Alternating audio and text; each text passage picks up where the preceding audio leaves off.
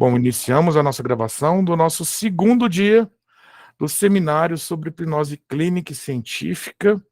E quem está pegando esse vídeo, a gravação, ou está começando o encontro de hoje, pegando o bonde andando, não viu o primeiro dia, eu recomendo muito o primeiro dia. E aí tem um recurso legal no YouTube, que é botar um cardzinho. Então já vou botar um cardzinho aqui, eu levanto a mão aqui para quando eu ver na gravação o dedinho levantado, né?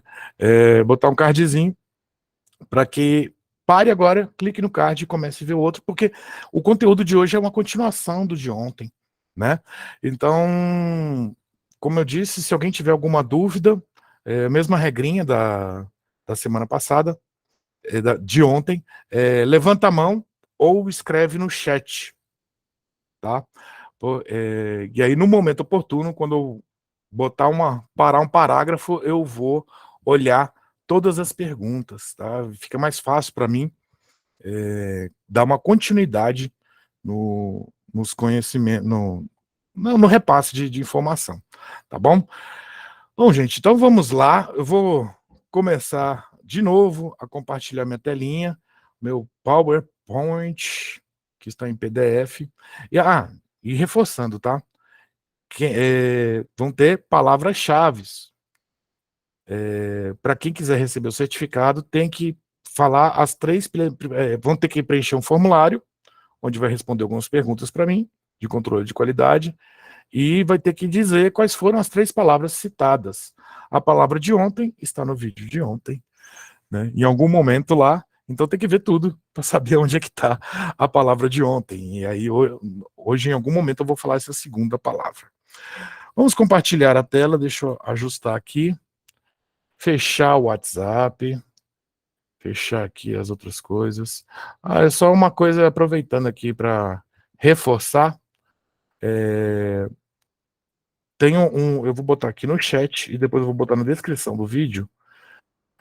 Esse fundo meu é da Associação Brasileira, o fundo que vocês estão vendo aqui atrás, é da Associação Brasileira de Hipnose, que é uma associação onde tem aulas, tem grupos de estudo, onde a gente pega um livro interessante, profundo, e temos discussões bem profundas sobre a hipnose, e a ideia também é a gente trabalhar com promoção dos hipnoterapeutas integrantes, tá? Promover, gerar parcerias, enfim, movimentar de forma muito ética e de muito profunda a questão da hipnose. Eu mandei o link aqui, é abhipnose.com.br. O site de membros deu um probleminha aí de hacker, mas em breve já vai estar liberado. E, enfim, já está aí o link para vocês, tá? Quem quiser se inscrever, é uma coisa de R$30 por mês, é um valor bem baixo. Tá? Então não dói no bolso, e tem muita coisa lá, já pronta lá, muito rica. Bom, vamos aqui agora, deixa eu botar aqui em tela cheia. Ixi, não está no primeiro slide. Você mandou o link no grupo do Zap, não, né? Não, do Zap não mudei não. Ah, tá. Deixa eu compartilhar a tela aqui. Opa. O link está onde? Como? O link está onde? Tá no bate-papo. Ah, tá aqui, né? Agora eu vou mandar lá no grupo, né? Porque mandar no grupo o link sem contextualizar fica estranho, né? Não, mas entendi. Eu vou mandar no grupo aqui também, tá? Obrigado. Bom, gente, ontem eu fiquei falando de algumas coisas, como o funcionamento da hipnose, né? Como funciona a hipnose, tirei alguns mitos, mudei alguns conceitos em relação ao que a gente geralmente vê, a modelo da mente, qual o conceito que eu acho que se combina mais com a conceituação do que é a dissociação dentro da hipnose, e qual o peso desse termo, né? E por que o sistema 1 e o sistema 2, que tem naquele livro do Daniel Kahneman, tem mais sentido do que, por exemplo, trabalhar com o modelo da mente de Gerald Cain, né? Que esse papo de subconsciente fica muito estranho quando a gente está falando de trabalhar com terapias, né? E eu também mostrei algumas evidências científicas, né? E aí eu vou mostrar para vocês, só para a gente fazer uma brincadeirinha aqui agora, um teste, que é um teste muito legal, que é uma das formas que a gente mostra para as pessoas como a hipnose funciona. Se você quiser, de repente, provar para alguém que a hipnose funciona, você pode fazer esse teste com ela, e vocês vão ver como é bem interessante. Não sei se vocês já ouviram falar do teste Stroop. Vou digitar aqui no chat como se escreve. Stroop. S-T-R-O-O-P. É um teste onde tem várias palavras que são nome de cores, certo? Então tá escrito lá vermelho, roxo, preto, amarelo, tudo. E só que as palavras, por exemplo, o amarelo está na cor vermelha. E aí agora eu quero que vocês passem por essa experiência agora. Observem bem a tela. Eu vou botar o próximo slide e eu quero que vocês façam o seguinte. Eu quero que vocês digam em ordem, mentalmente, né? Pode falar as cores das palavras. Não é para ler as palavras. É para você dizer o mais rápido possível as cores das palavras. Rita, queria falar uma coisinha ou foi sem querer? Foi sem querer pela cara, né? Não, é que, será que eu participo? Eu uso esse teste para avaliações. Se você consegue? Hã? Se você pode? Pode. Pode? Então tá. Pode. Né? Todos, assim, só tira o som aí, Rita, por favor. Então eu quero que todos vocês leiam não, falem as cores o mais rápido possível e aí depois vocês me descrevem a experiência de vocês, tá bom? Vamos lá. Falem as cores, não leiam.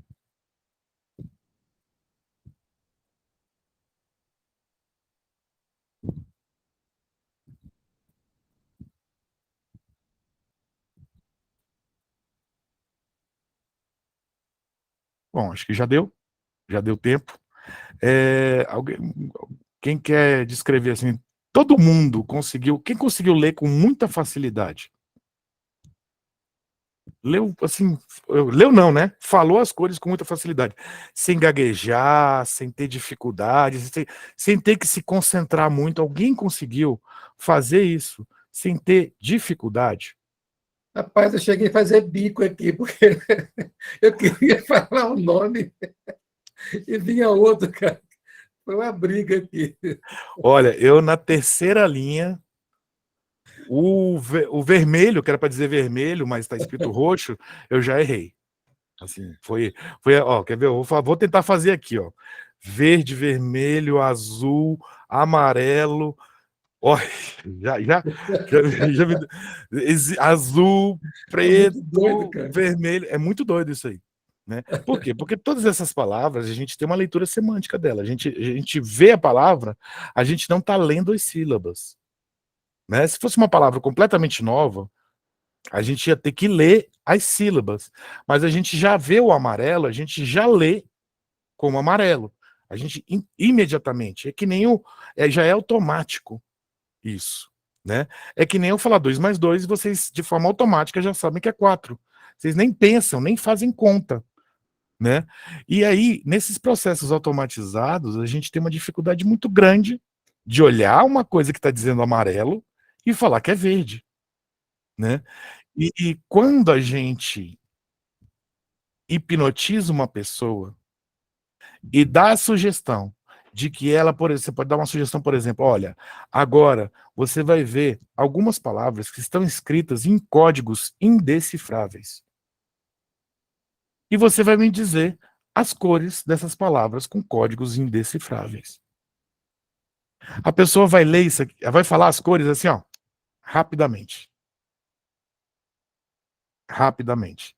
Ninguém consegue falar as cores de maneira muito rápida.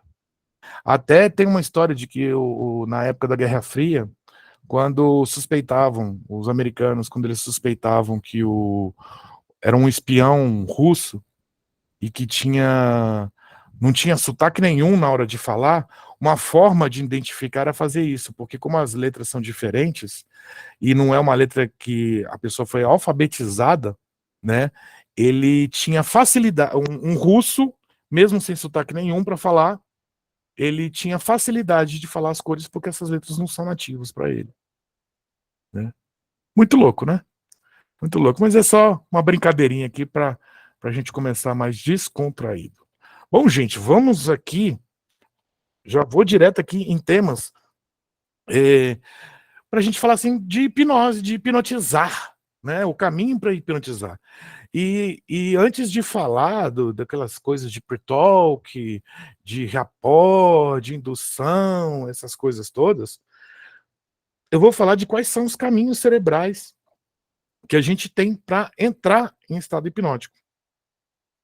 Não é uma regra, não quer dizer que só acontece a hipnose com o relaxamento ou com a estimulação do sistema parasimpático. Só falando brevemente, nós temos um sistema autônomo, sistema nervoso autônomo, na amígdala, né, que é o sistema simpático. O sistema simpático é o que ativa o nosso estado de luta e fuga, é o que ativa o nosso estado de ansiedade, né, é o que faz a gente ter reações rápidas, e geralmente essas reações elas são mais rápidas do que o normal, mais rápidas do que a nossa própria consciência, a gente age muito rápido. E um sistema paradoxal é o parasimpático, que ele, em vez de ativar o sistema de luta e fuga, que o luta e fuga ativa noradrenalina, joga um monte de hormônios no nosso corpo, cortisol, aperta as nossas veias, o coração bate mais rápido, a respiração fica mais rápida, enfim, aqueles sintomas que a gente vê na ansiedade são ocasionados pela estimulação do simpático. E no parasimpático já é o oposto, é um estado de relaxamento, é um estado onde o nosso sistema digestivo funciona melhor, o nosso sistema imunológico ele fica num ambiente mais propício para trabalhar, certo? E ele é chamado de digestão, deixa eu aqui liberar, digestão e relaxamento, né? E também um terceiro item, porque a gente fala muito do sistema de luta e fuga, mas o nome completo é luta e fuga e congelamento. E existe o do parasimpático, é o sistema de digestão, relaxamento e recuperação, certo? E daí, um dos melhores caminhos para você começar a estar num estado mental propício para a hipnose é através do relaxamento, através da estimulação do sistema parasimpático, certo? Então, existem as 3 vias principais para chegar a isso. Seria através de um processo de relaxamento, então a gente pode falar das induções mais tranquilas, do relaxamento progressivo, indução de Dave Elman, eu não estou aqui para ensinar indução, né? Mas induções que levam a isso. Para quem é da psicologia, já deve ter ouvido falar do relaxamento progressivo de Jacobson. Esse relaxamento progressivo de Jacobson pode ser usado como uma indução hipnótica, porém, demora para caramba, né? Enfim, existe o efeito rebote. O que é o efeito rebote? É aquela história de que você tem uma hiperestimulação do sistema simpático e daí você tem uma hiperestimulação do sistema parasimpático em rebote. São as tais das induções de choque. Aquela em que você vai gerando expectativa, gerando expectativa, gerando expectativa, e aí o sistema simpático da pessoa vai elevando, vai ativando, vai ficando mais ligado, e aí você de repente dá um susto nela. Indução de choque sem susto não é indução de choque, é outro tipo de indução, certo? Então, indução de choque, você tem que gritar na orelha dela, dar um durma. A pessoa tem que tomar um susto, ela tem que tomar um choque. É aquela história da pessoa que toma um susto e desmaia. É um efeito rebote. É uma das formas de você chegar nisso. É uma indução. Se a gente olhar a hipnose não verbal, tem uma questão desse efeito rebote também. Perdão. Bom, e existe também o acionamento direto do sistema parasimpático mediante um estresse altamente intenso. Então, por exemplo, um susto. Uma coisa é a expectativa que vai levando o sistema simpático, vai levando, e de repente o susto. Aí você tem um efeito rebote. Outra coisa é você tomar um susto e cair. O que acontece? Nem passou pela estimulação do simpático. Você já desligou direto. É uma defesa. É muito comum naqueles animais que... A gente não tem aqueles animais que se fingem de morto no primeiro susto. É como se fosse eles tivessem isso, uma capacidade disso. Né? Não tem aqueles bichos que você dá um bu, ele já joga as pernas para cima, né? Isso aí, ele já foi um acesso direto, né? Eles já são mais experts do que nós em relação a isso. E tudo isso tem a ver com defesa, tá? Através desses caminhos, você já ajuda a pessoa a entrar num estado hipnótico mais rápido, mais fácil, porque ela está com o parasimpático muito ativo e ela está num estado fisiológico mais adequado para ser hipnotizada, para estar no processo de hipnose, tá? E daí, eu peguei aqui alguns slides aleatórios de alguns cursos meus, tá? E aí fui organizando aqui, e aí é para passar informações para vocês. E aí, para a gente entender, a partir do momento em que você está num estado de percepção, de hipnose, você pode ter, ontem eu falei das inibições dos inibidores, né? Que nosso córtex pré-frontal tem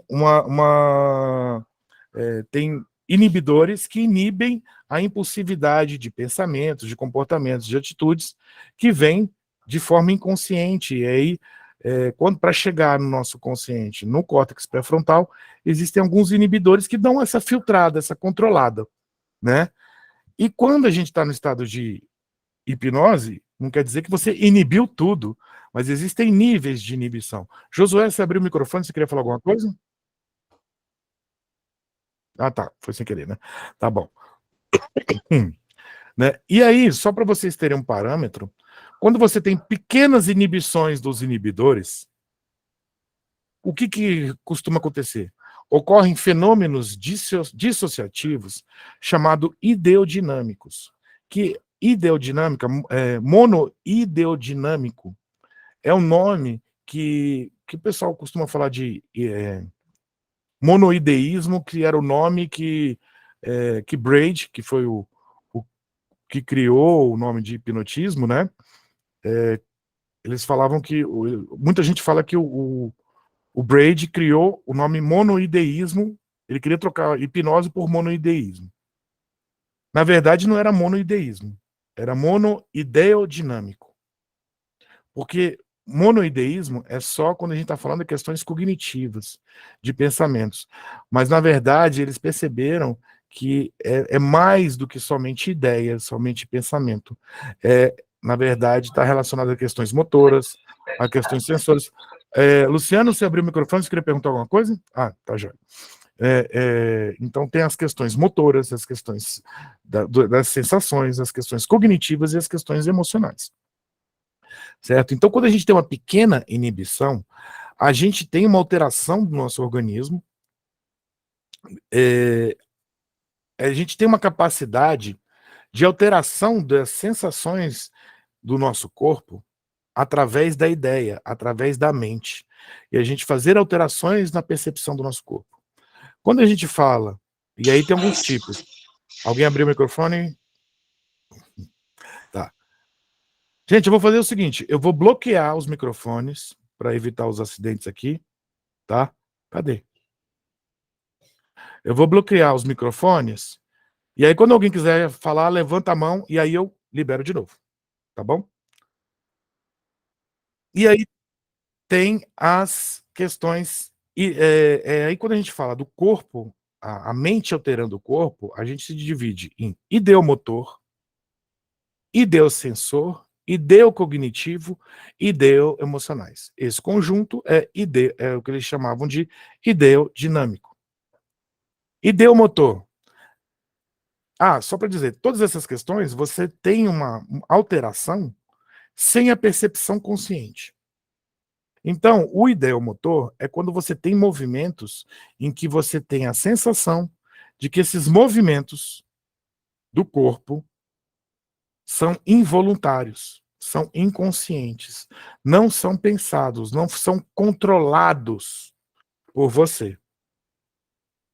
Por exemplo, a gente pode dizer até que a dirigir é um ato ideomotor. Que a gente não pensa no que a gente está fazendo. A gente simplesmente, apareceu um perigo na nossa frente, a gente simplesmente movimenta o pé para o freio, a gente não pensa. Vou movimentar o meu pé para frear. Né? Mas, quando a gente está falando de hipnose, na verdade, é através do hipnotismo, a gente está falando através da comunicação, eu faço a pessoa ter um movimento sem a percepção que esse movimento foi consciente. Por exemplo, a terapia do cisne, né, a técnica do cisne, em que é aquela coisa que eu falei ontem, que a mão fica nessa posição e ela se movimenta sozinha e ela começa a responder perguntas e respostas com movimentos que parece que é como se você estivesse conversando com seu inconsciente. E sensoras, a gente pode falar de sensações tanto internas quanto externas. A questão de mudança de percepção de temperatura, sensação de dor. A gente pode mudar essa percepção através da hipnose. Percepções da sua sensibilidade. Sentir a mais ou sentir a menos um toque, ou sentir um toque que não existe, não existe. Por exemplo, tem um vídeo que tem eu hipnotizando minha filha. Se vocês quiserem, depois eu compartilho com vocês, em que eu falo assim, toda vez que eu falar hipnose, você vai sentir uma agulha pinicando na sua bunda. E aí ela dá um pulo. É ideossensor. Ideocognitiva já entra, por exemplo, algumas mudanças de percepção de lugar, que você tem a sensação de que você está numa praia, você pode ver que você está numa praia, uma sensação de mudança temporal, o tempo passa mais rápido, ou o tempo passa mais devagar, ou você perder a noção de onde você está, ou você se ver em outro lugar.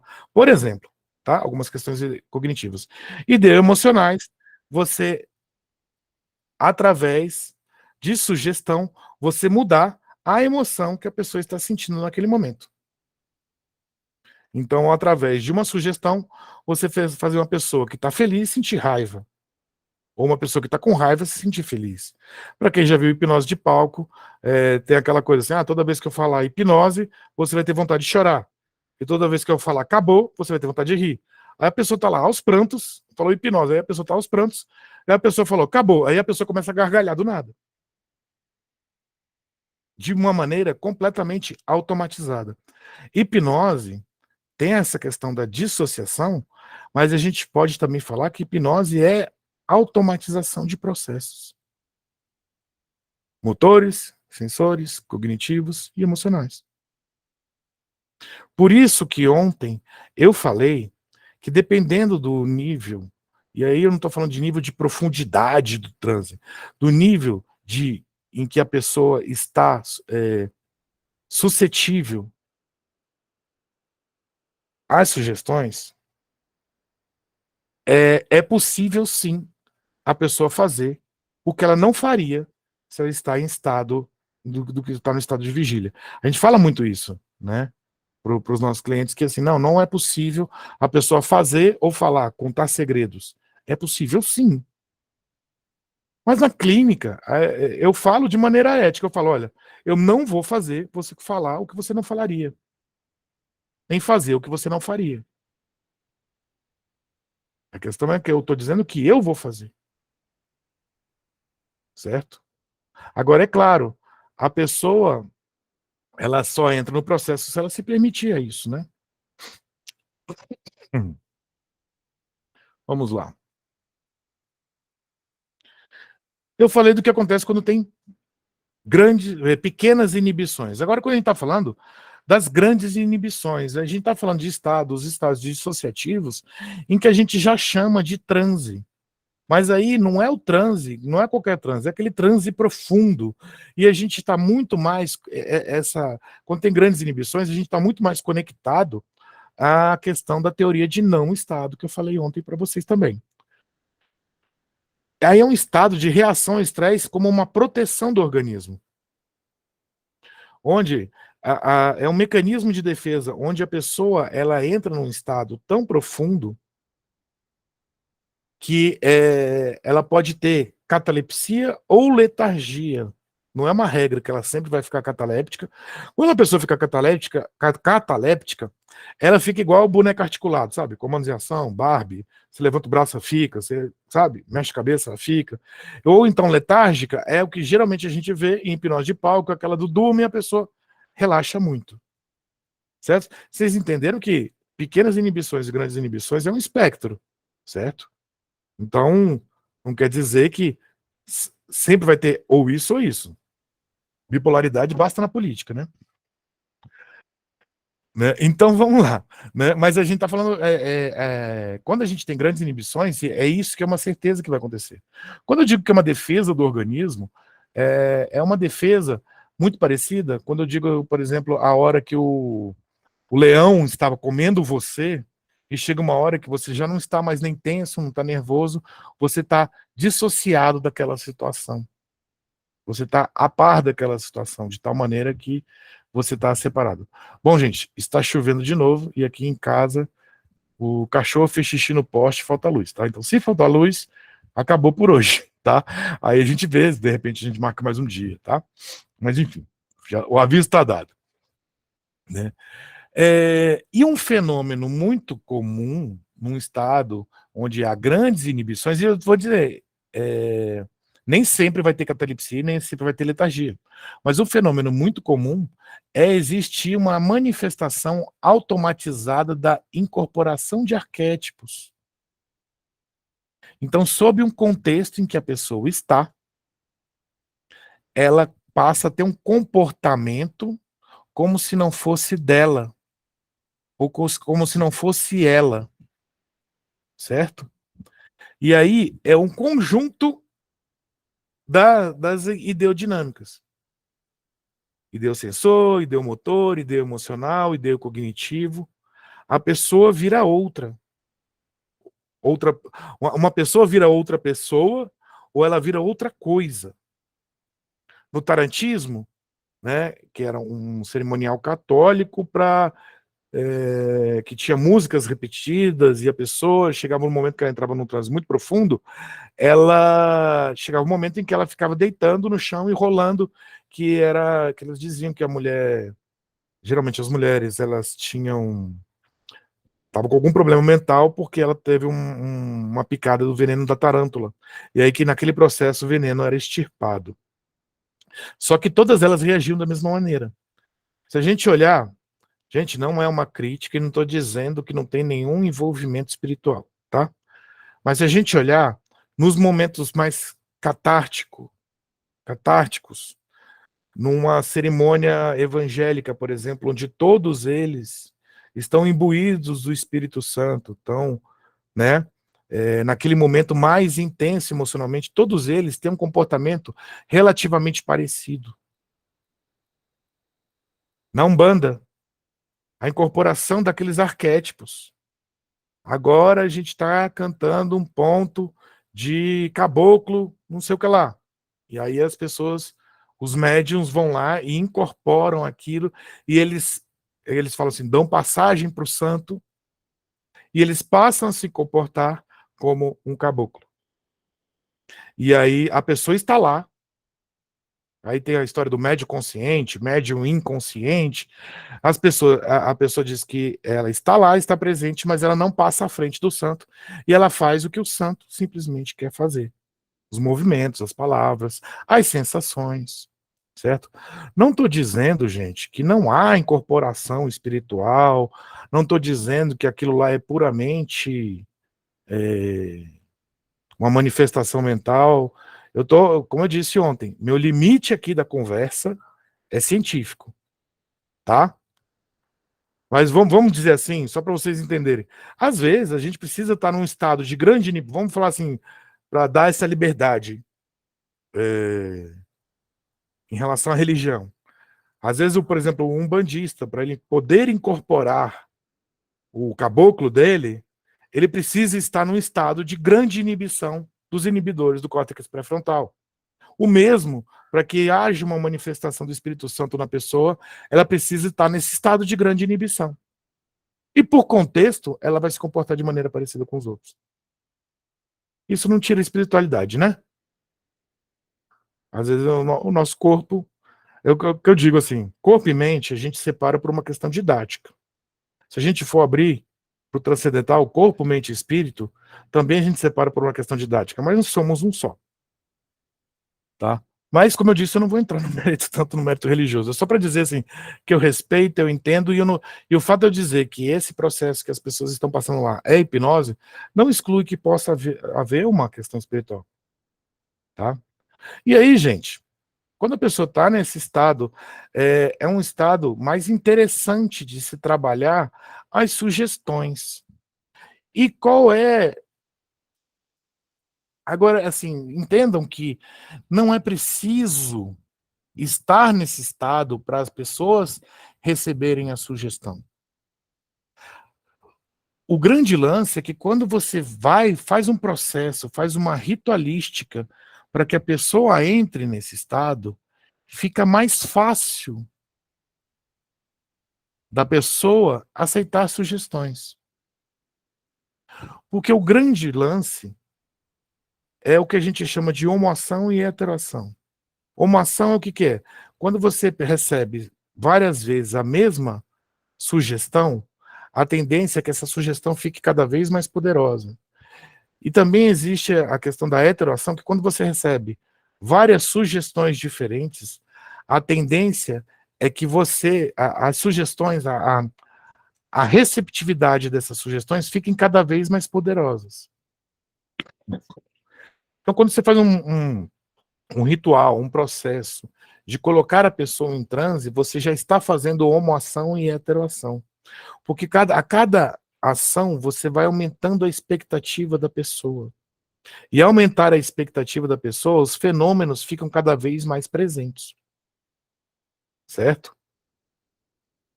E aí, o que é uma sugestão, no fim das contas? Quando a gente fala sugestão, eu botei comando, ordem, aí tá comando de novo, né? Comando e ordem é diferente de uma sugestão. A sugestão é uma instrução. Você não... comando e ordem, o que é? É assim, você agora é uma galinha. Nem todos vão receber bem assim, né? Eu vou usar exemplos de hipnose de palco, que é mais fácil da gente ver, né? Assim, você agora vai falar cantando. É diferente de você falar assim, olha, a partir de agora você vai ter vontade de falar cantando. E você vai começar a falar cantando. Ou seja, eu instruí ela. Eu dei um exemplo, eu dei instrução. Isso para a pessoa receber a sugestão é muito mais fácil, né? A questão o objetivo da sugestão é trazer mudanças perceptuais, da percepção dela. Lembra do conceito de James Tripp, que eu sempre falei que é muito interessante, que hipnose é a alteração da percepção subjetiva e individual da realidade através da comunicação. Então, a sugestão, o objetivo dela é trazer essa mudança das percepções. E uma coisa que é importante, toda sugestão, ela tem que ter uma causalidade. Causa e efeito. Quando eu falar isso, você vai sentir aquilo. Quando eu falar isso, vai acontecer aquilo.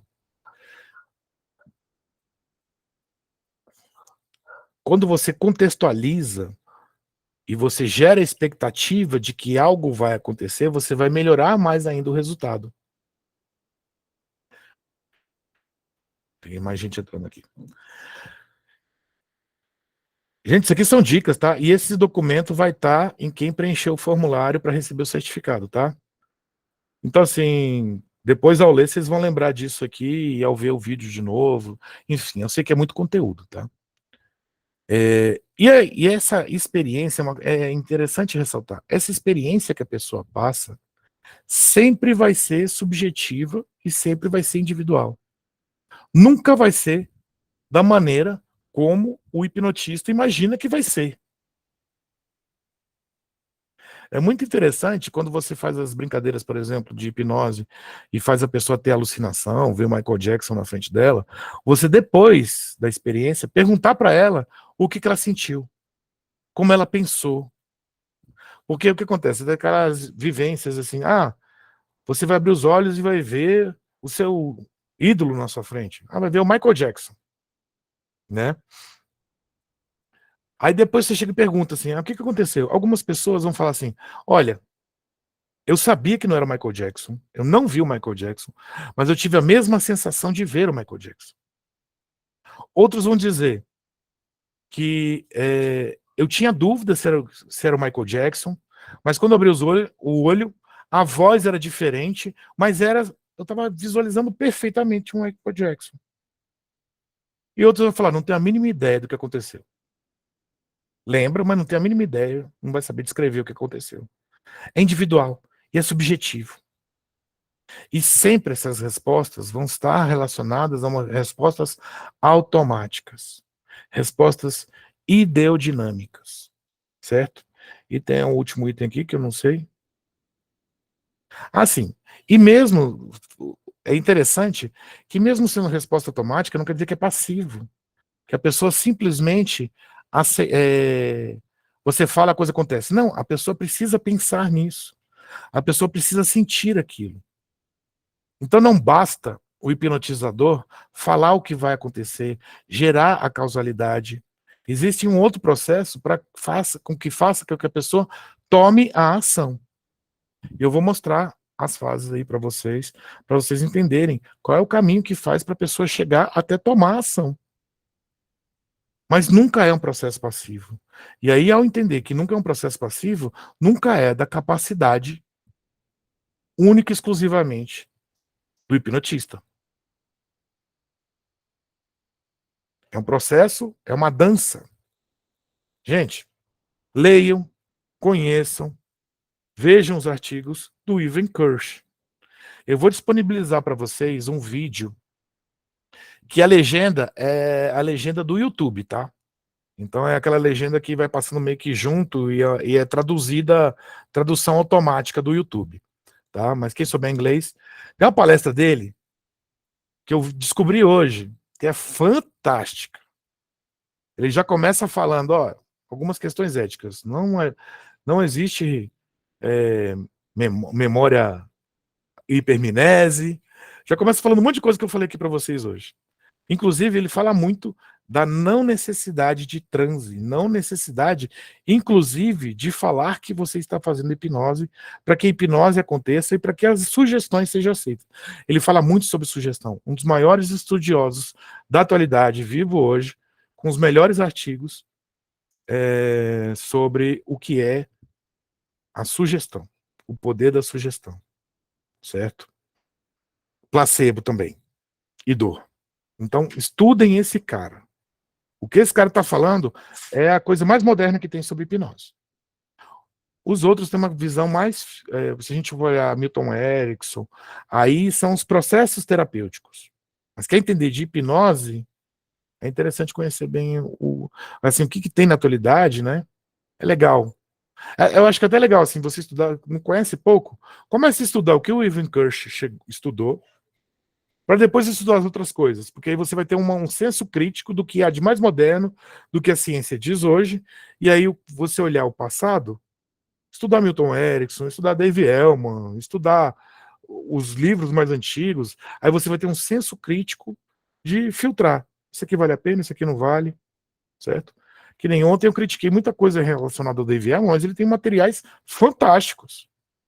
Então é ler e ter a faculdade crítica, fator crítico para estudar essa galera, né? E uma das frases dele, para entender qual é o entendimento dele sobre sugestão, o fenômeno hipnótico, que é a consequência da sugestão, que é a ação da sugestão, é uma consequência do direcionamento da consciência pela sugestão. Ótimo, perfeito. Você direciona, quando você sugestiona, você direciona a consciência da pessoa para mudanças perceptuais. Alteração da percepção da realidade. Eu particularmente, eu gosto mais de falar de hipnose assim. Isso, obrigado por escrever. Tá aqui, né, no título aqui. Mas eu vou mandar um vídeo dele muito legal para vocês lá no grupo lá, tá? eu gosto mais de falar de hipnose assim, do que se vocês verem meus cursos, né, eu falo mais assim do que falar assim, olha, agora você vai fazer isso, isso e isso. Não sei se o colega que está aqui me falou, que perguntaram ontem, não sei se está aqui presente hoje, de scripts. Hipnose conversacional, o Mário Crispim está falando, é um dos caminhos a se trabalhar com hipnose, né? Agora, no grupo lá do WhatsApp, perguntou se eu iria passar para vocês scripts, não sei quem foi que falou, né? Scripts para lidar com tabagismo, lidar com depressão, e aí botou várias questões a serem tratadas. Então, a gente entendendo de três coisas, para a gente falar de trabalhar com hipnose, de como funciona a hipnose. Depois já respondo aqui, Mário. A gente entendendo como funciona a hipnose, o que a gente consegue fazer com a hipnose, a gente entendendo de alguma abordagem terapêutica, que seja da psicologia, e amanhã eu vou falar muito disso. Amanhã, o que eu estou falando agora vai pegar muito mais contexto, tá? Entendendo de alguma abordagem da psicologia ou terapêutica, entendendo de psicopatologias, de como os problemas funcionam, você não precisa de script. Você precisa entender o processo. Aonde você tem que chegar, o que você tem que trazer para a pessoa. O script, ele vai ser um direcionamento quando você não necessariamente sabe. Né? Mário Crispim está falando aqui que pode falar sobre hipnose por estimulação do nervo vagal. Não só. A estimulação do nervo vagal, Mário, é um dos caminhos. Mas a gente não precisa que a pessoa esteja relaxada, que a pessoa precisa estar com uma hiperestimulação do nervo vagal, para que... Né, não seria nem o nervo vagal, né, seria o parasimpático, né? A gente, o sistema autônomo parasimpático. A gente nem precisaria disso, tá? Porque já tem estudos de que não precisa, tá? Aí você botou aqui, hipnose não verbal, magnetismo, mesmerismo e fascinação. Isso é uma pergunta, é uma observação? Assim, na verdade, quando a hipnose não verbal, o magnetismo, o mesmerismo e a fascinação, existe existe muita questão do efeito rebote, né? Que acaba dando uma reação vasovagal na pessoa, né? Aí não sei se é uma afirmação ou uma pergunta, mas é bem isso mesmo, tá? Mas aí, essas hipnoses, o trabalho terapêutico delas, tanto a não verbal, magnetismo, mesmerismo, fascinação, o trabalho terapêutico delas, no geral, quando eu estou falando psicoterápico, tá? No geral, ainda é muito difícil trabalhar de maneira desconectada de algo que está fora da ciência. Não estou falando de pseudociência. Quando eu critico pseudociência, o que é pseudociência? É aquilo que não é ciência, mas se diz como tal. Certo? Por exemplo, a constelação familiar, tem muitas questões que está fora da ciência. Fala de ancestralidade, de algumas coisas que não necessariamente são genéticas, né? Fala de algumas questões espirituais, tudo. Ela não se propõe a ser científica. Ela pode até ter algumas coisas, algumas justificativas com base na ciência, mas ela não está se propondo a dizer que aquilo lá é ciência. Ela pode falar, isso aqui é verdade. Mas é verdade dentro da verdade da crença, dentro desse processo terapêutico. E tudo bem. A PNL tem várias atividades, vários processos, várias questões que são... E, ó, ela vai arrumar treta, hein? A PNL, ela tem várias técnicas extremamente interessantes e que funcionam e que são legais. Tem. São, às vezes, simplificações ou algumas questões. Simplificações, não estou falando de maneira pejorativa, não.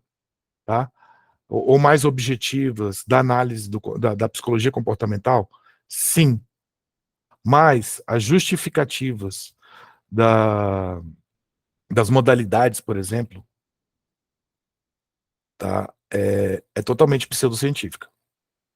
Não há nenhuma evidência científica das afirmações que a PNL fala, que, por exemplo, alguém que fala assim, eu vejo muito tais coisas e movimento o olho de determinada maneira, aí é uma pessoa visual. Ah, eu percebo muito, é uma pessoa assim, sabe? Nenhuma dessas afirmações sobre as modalidades e as submodalidades tem algum embasamento científico. Então, nessas questões, ela é pseudocientífica. Porém,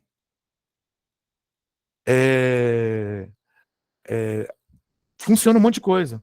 Então, é muito legal. Quem curte a ciência, curte como funcionam as coisas, estudar o que é científico e depois estudar a PNL. Porque aí você vai ter uma análise crítica daquilo. No vídeo do Ivan Kirsch, por exemplo, ele dá uma esculachada muito pior do que eu falei aqui da PNL. Né? Ele fala, por exemplo, da cura rápida de fobia em uma sessão. Né? Não tem sentido aquilo lá. Não tem sentido aquilo lá funcionar. Tá? E não funciona. Pode funcionar, sei lá, em 10% das pessoas. Mas a pessoa sai se sentindo tão bem, aí você tem a sensação, resolveu o problema dela. Mas na real, não. Não tem como você dessensibilizar uma fobia em 10 minutos. Fisiologicamente falando. É a mesma coisa que eu falar que eu vou fechar uma cicatriz com cuspe em 10 minutos. Se você cuspir bastante, uma hora vai fechar. Né? Vamos lá. Então, gente, mas assim, voltando ao que eu estava falando, né? A PNL, apesar de ter esse caráter pseudocientífico, ele trouxe muitas contribuições, traz muitas contribuições para os processos terapêuticos. Uma das maiores questões que nós utilizamos em várias técnicas da hipnose, que é o metapadrão, que é uma coisa que eu não vou falar aqui, mas é um processo que a gente usa na regressão, que é usado na técnica switch, que é você trazer o estado de problema, dissociar do estado de problema, trazer o estado de recurso e colapsar o estado de problema com o recurso, e aí o estado de recurso ser mais poderoso que o estado de problema, e daí você começa a suprimir o problema. Isso foi desenvolvido e entendido por John Overduff, que é um coach, hipnólogo, hipnotista e um dos grandes mestres da PNL, né? E psicólogo também. Só que esse cara, John Overduff, ele já se desconectou desse entendimento, por exemplo, das modalidades, das submodalidades. Tá? Então tem muita pseudociência na PNL, porém, ela é legal também. Só para exemplificar o que eu estou quando eu digo de pseudociência. E desculpa, não estou querendo falar mal da PNL, já falando. Então, aí continuando falando sobre as sugestões. Gente, vale dizer, eu uso técnica da PNL, mas com outra interpretação do que eu estou usando.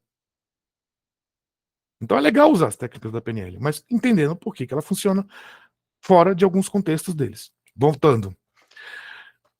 Continuando ainda falando mais sobre sugestão. É uma proposta, é um estímulo ou uma ideia que é passada através da comunicação. Você está estimulando a pessoa a passar por uma situação, a ter uma ideodinâmica quaisquer daquelas lá. E como você cria essa sugestão? Você atribui uma causalidade para um símbolo. Aí, gente, aqui é fácil confundir. Você vai criar uma causalidade para um símbolo. E o que é um símbolo? É uma representação complexa entre o signo e o seu significado. O signo é quando o objeto é percebido pela consciência e passa a representar alguma coisa. Aí eu estou falando de semiótica. Semiótica é complexo. Charles Peirce é um dos grandes nomes da semiótica. Então é assim, deixa eu pegar... Aqui tem uma caixinha. Ixi. Aqui tem uma caixinha, certo? O que vocês estão vendo não é a caixa. O que vocês estão vendo é o signo. É a sua, vamos lá assim, a caixa por si só é o objeto. Mas o que vocês estão vendo e trazendo para a sua consciência é o signo. É o que você está vendo, você está trazendo uma representação e dando um significado a ela, que aí é o símbolo. Ao ver isso aqui, este objeto, você interpretou e gerou um símbolo. Isso aqui é uma caixa. Então, quando você vai criar uma sugestão, você vai atribuir uma causa e efeito, causalidade, neste símbolo. Caraca, isso aqui é difícil de explicar.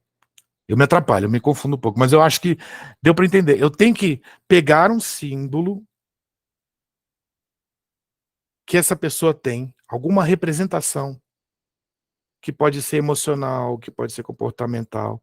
E daí, ao dar essa sugestão, eu vou fazer com que alguma coisa vai acontecer com esse símbolo. A partir do que eu vou falar, eu vou gerar um efeito.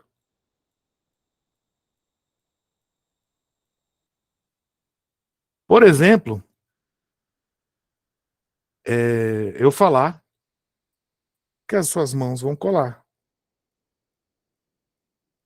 Eu estou pegando o símbolo das mãos e vou colar. É interessante vocês entenderem esse formato da sugestão. O objetivo. Se a gente falar só script, para você fazer a pessoa colar as mãos, você fala para ela juntar os dedos e fala, suas mãos vão colar. Certo? Agora, se eu falo em causalidade, em símbolo, você, ao dar essa sua sugestão, você está pensando, eu estou pegando este símbolo da mão, estou criando, eu estou mudando a percepção dela, ao falar que essas duas mãos estão cada vez mais coladas, e aí a pessoa tem até uma percepção fisiológica de que os dedos começam a inchar, né? Que as suas mãos vão parecer como se fossem dois troncos que estão se entrelaçando e crescendo e aumentando cada vez mais. Eu estou criando novos símbolos e estou dando uma causalidade. E a partir do momento em que você se concentrar mais e mais, essas suas mãos vão ficar coladas.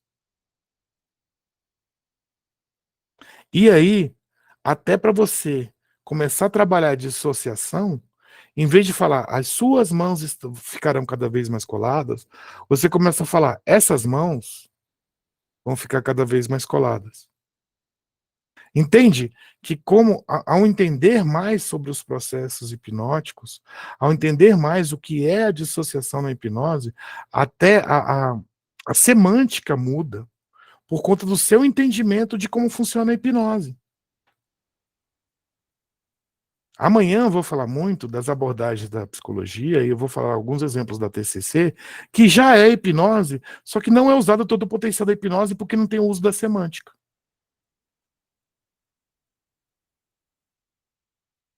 Essa parte aqui é um pouquinho mais complicada, eu recomendo depois vocês pegarem esse documento e ler algumas vezes que vai ficar mais fácil entender, tá?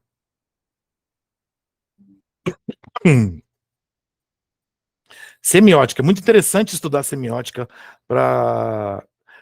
É interessante, ó, é muito doido, tá? Quando você estuda semiótica, é meio que lisérgico, mas é bem interessante, tá? Uma outra coisa, um outro fator que é muito importante para que o processo hipnótico fique cada vez mais intenso, mais perceptível, é a questão da crença. Você fazer... vai ficar tudo claro num outro gráfico, tá? Mas eu vou falar agora sobre a crença no processo.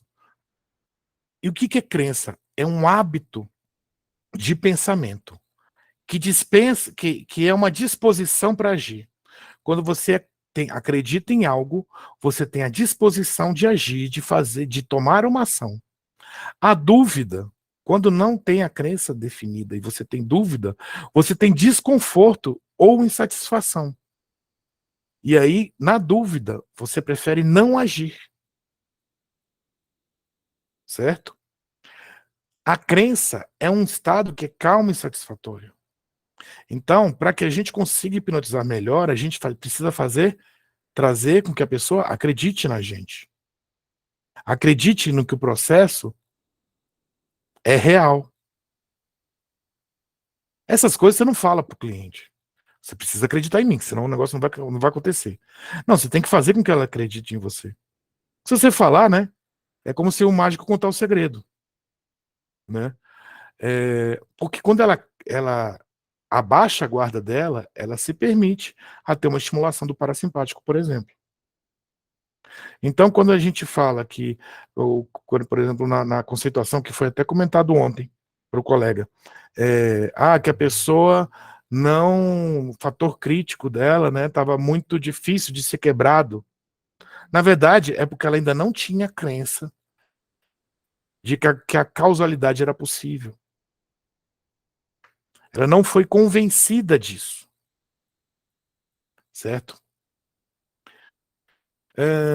Deixa eu ver. Quando somos convencidos de uma causalidade, justamente o que eu falei, mesmo que ela seja falsa, isso nos dá uma verdade.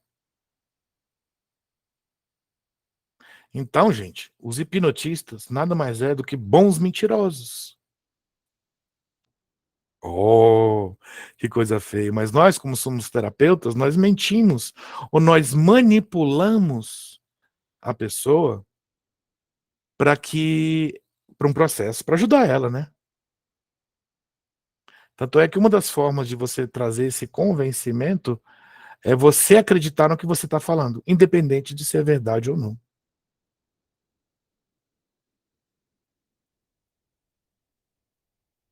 A hipnose é um processo para gerar convencimento.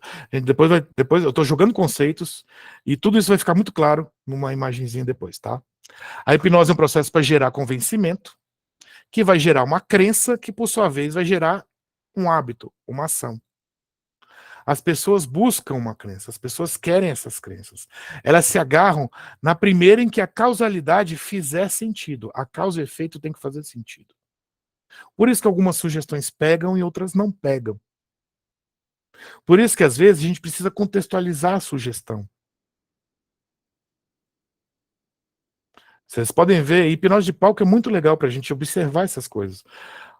Em vez de falar para a pessoa que ela vai ver o Michael Jackson abrir os olhos, eles criam uma historinha. Olha, o Michael Jackson chegou aqui. Está aqui no palco. Acredite se quiser. Michael Jackson está vivo. Você gosta do Michael Jackson? Gosta do Michael Jackson. Isso vai trazendo expectativa, vai trazendo a sensação, vai trazendo a percepção de que o Michael Jackson está chegando. E de que o Michael Jackson, então ela começa a criar causalidade na cabeça dela. Contextualizou? 3, 2, 1, abre os olhos e o Michael Jackson está na sua frente. Se a pessoa tem dúvida, ela vai atrapalhar a hipnose. Gente, aqui são conceitos densos, tá? Porque aqui é um seminário, a gente tá passando, mas eu quero jogar pulguinha na cabeça de vocês. Amanhã eu vou citar nomes, porque é difícil eu dizer assim, leia livro tal, leia livro, artigo tal, leia... Eu vou citar nomes que são legais vocês seguirem e procurarem, tá? Porque o que eu tô falando aqui é um emaranhado de autores. E aí, é uma frase que eu botei ontem, e hoje, olha só, depois eu falei isso tudo, vai fazer muito mais sentido para vocês. Hipnotizar é sugestionar. Sugestionar é convencer. Só sugestiona quem convence e só quem convence hipnotiza. Faz mais sentido hoje. Não é? E aí, acho que o próximo slide. Aqui eu vou pular. Aquele slide lá. Agora, olha só, tudo isso que eu falei em um monte de texto, a gente resume neste gráfico aqui que faz muito para vocês entenderem o caminho para vocês hipnotizarem. Agora, todo aquele blá blá blá que eu falei para vocês é o caminho para vocês hipnotizarem, está aqui, resumido aqui. É uma coisa que é um problema que a gente vê nos cursos hoje. O que a gente vê nos cursos hoje? Eles mostram isso direto. Eles mostram a técnica direto. Eles não mostram o porquê que o símbolo tem que chegar na casualidade, convencimento, verdade, crença e ação. Ou só explicam um gráfico. A gente tem que entender de forma mais profunda o que é o símbolo, o que é a causalidade, convencimento, verdade, crença. Porque vocês são terapeutas. Tá? Então, relembrando, o símbolo, que eu falei, a caixa, e aí eu vou dizer que essa caixa, ao você perceber essa caixa, alguma coisa vai acontecer. Causa e efeito. Só que para que essa causalidade tem que fazer sentido o suficiente para que a pessoa seja convencida de que essa causa e efeito é real. Uma vez convencida, isso se torna verdade e, por ser verdade, vira uma crença. E a gente toma ação quando tem uma crença. Que seja colar a mão, que seja ver o Michael Jackson, ou que seja regredir aos 10 anos de idade, ou que seja fazer uma visualização, ou que seja a mão virar e você trocar uma ideia com o seu inconsciente. Com o seu problema. E a mão vai ter movimentos ideomotores. Só que quanto mais você vai criando esse ciclo, deixa eu ver aqui no próximo slide, James Street, aquele que tem a frase que eu gosto de repetir, hipnose é alteração da percepção subjetiva e individual da realidade através da comunicação, ele criou esse conceito do loop hipnótico, que para que a hipnose aconteça, e ele vai entrando em loop, vai ficando cada vez mais potente. Eu falei de emoção e atração, além daquele caminho, se essas coisas acontecem, elas vão entrando em loop, e esse loop vai deixando cada vez mais poderoso dentro da gente. Por isso, que aí a gente está falando da imaginação, a pessoa pensar cada vez mais, se ela tiver fisiologia, ela sentir alguma coisa no corpo, a percepção vai aumentando a expectativa, que a expectativa vai aumentando a crença, vai aumentando a verdade, vai aumentando a crença, a pessoa começa a ter mais experiências. E aí isso vai ficando cada vez mais potente e a pessoa vai entrando cada vez num estado mais interessante de hipnose. Por isso, a hipnose de palco é muito interessante para a gente entender essa questão do loop hipnótico, por exemplo. A hipnose de palco nunca começa pedindo para a pessoa ter uma alucinação. Ela sempre começa colando a mão, esquecer o nome. Esquecer o nome parece ser extremamente complexo, né? Pô, esqueci meu nome. Mas não, uma das sugestões mais simples que tem. Né?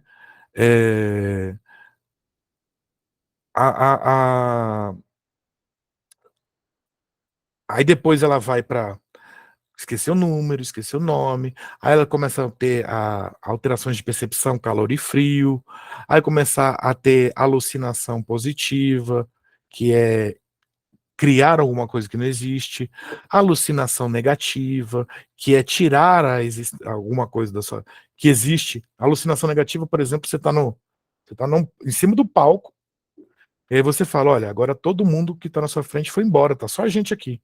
Aí o cara abre o olho, acha que tá sozinho no teatro. Aí você começa, eu vi uma no palco, que o cara fala assim que a pessoa tinha muita vontade de fazer xixi, ia ter muita vontade de fazer xixi, e ela não ia aguentar, ia pedir para sair para fazer xixi. Só que toda vez que ela levantasse, a vontade passava. E acontecia isso. Só que para chegar nesse estado, nem todo mundo de prima vai chegar nisso aí. Então você tem que ir aos poucos e esse loop vai girando e vai ficando cada vez mais potente, né? Legal essas coisas, né? Eu adoro falar sobre hipnose. E aí vamos falar agora num termo, num papo mais ligado à terapia, né? Por uma justificativas, e aí esse é um termo que foi cunhado pelo Ivan Kirsch, que é o tal do placebo aberto. O que é e por que que ele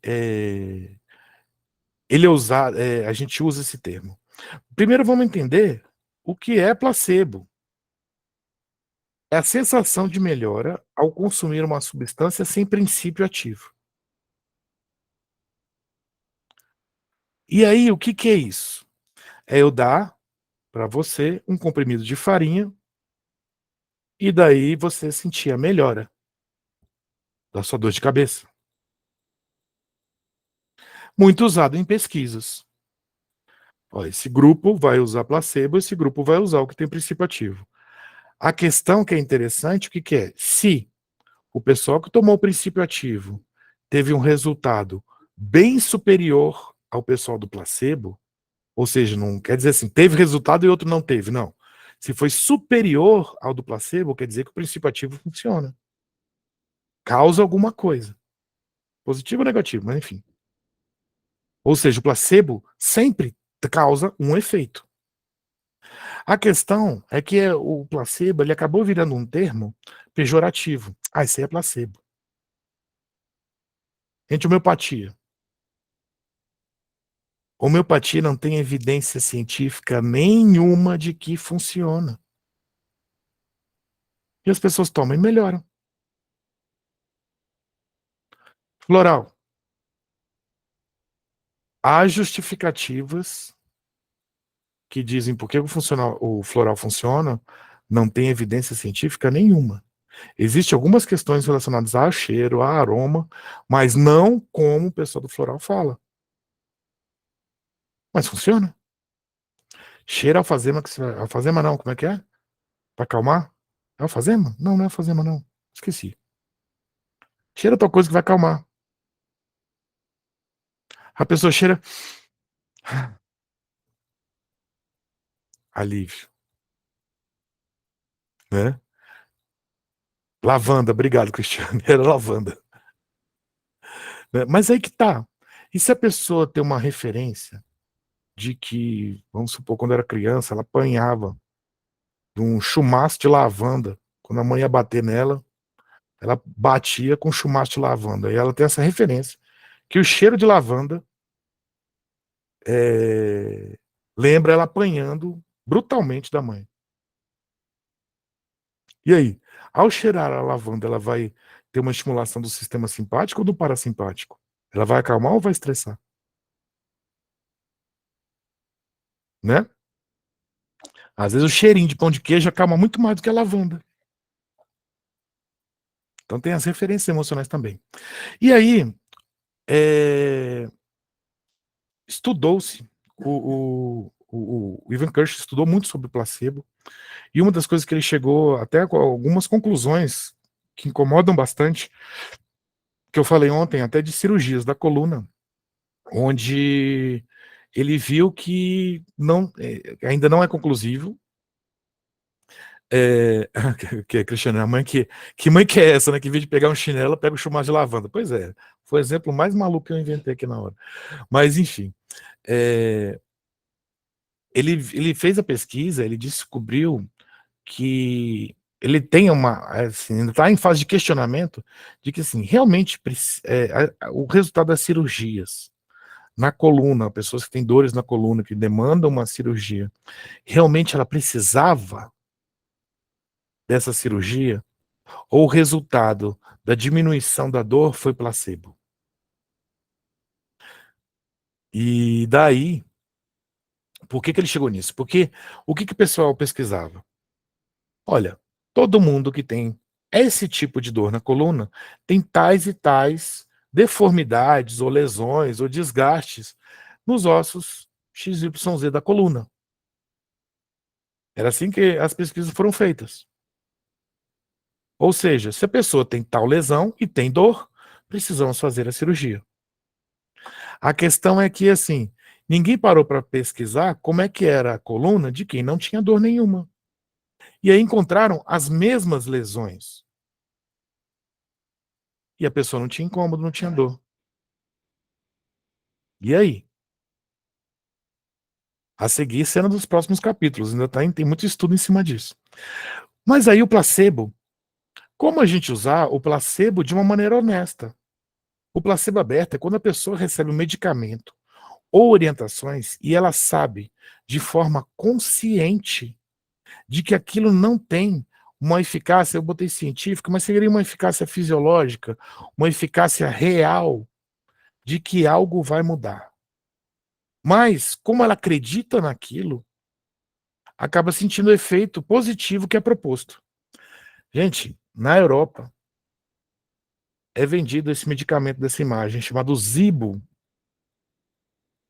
que causa alívio ao estresse. E está escrito, não sei se todo mundo consegue ver, mas é Pure Honest Placebo. Puro placebo honesto. As pessoas estão tomando um placebo que se diz placebo. Ela toma sabendo que é placebo e se sente mais calma.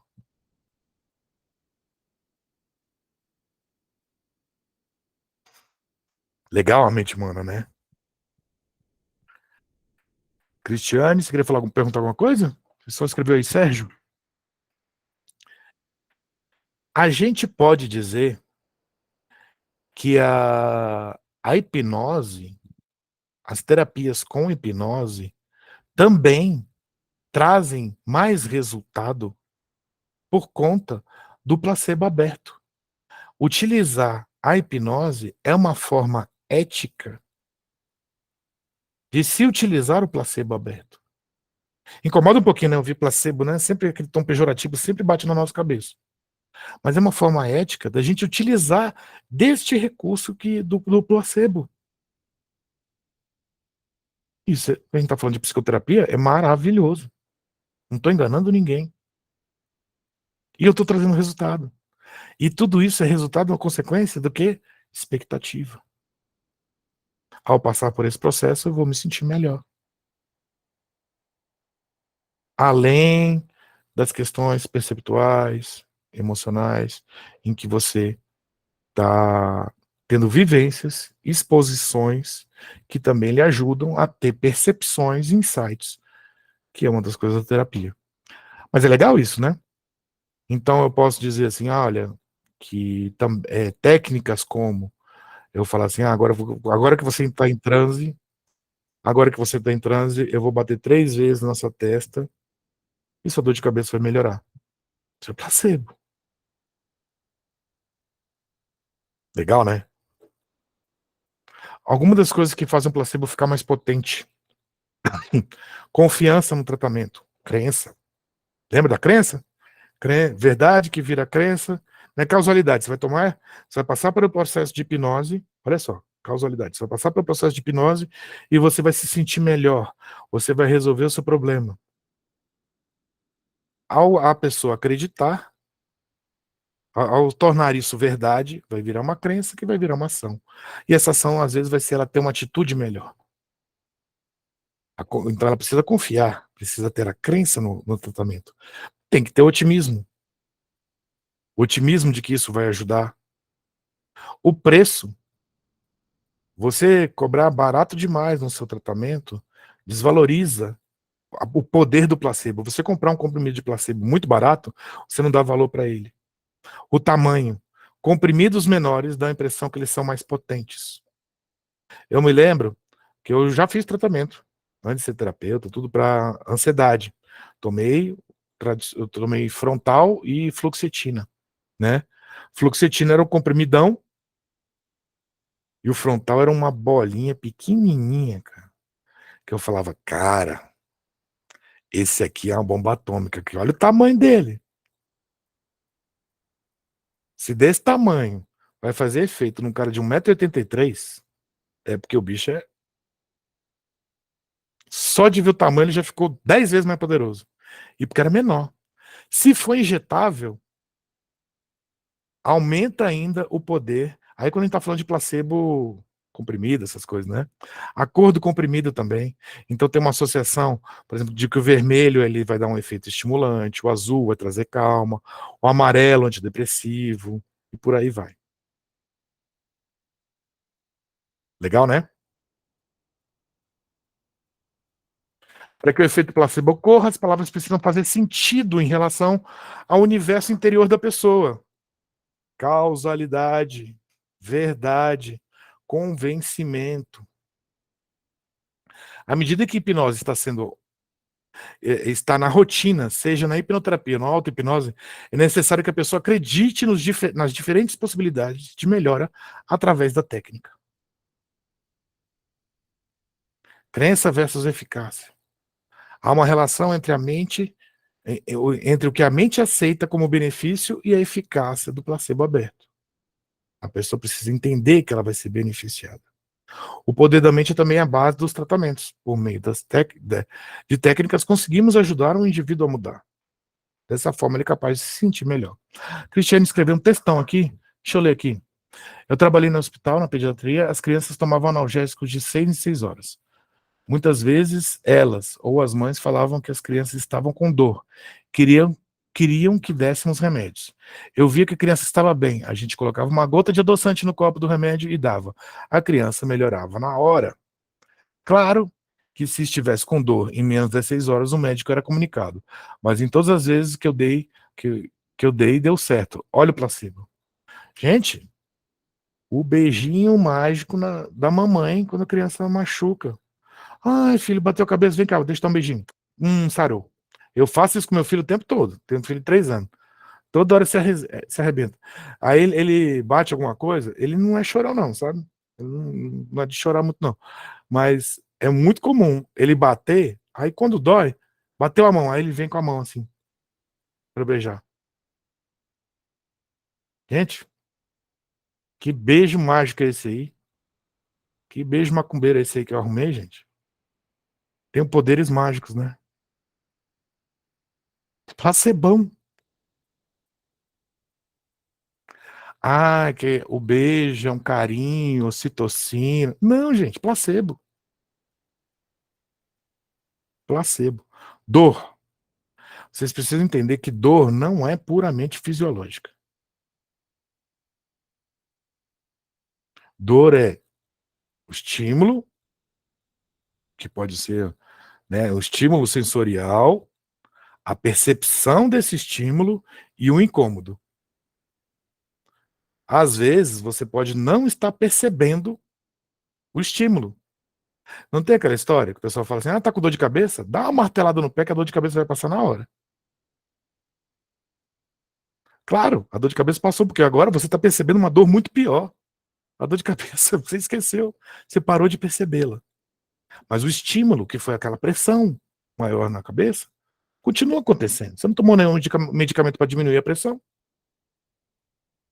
Por isso que o manejo de dor é extremamente potente na hipnose.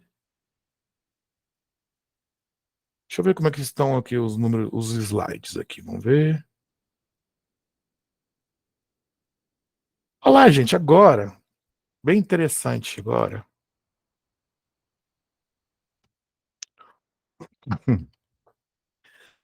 Isso aqui, para quem trabalha com hipnose, tá mais do que café com leite. Essa parte aqui.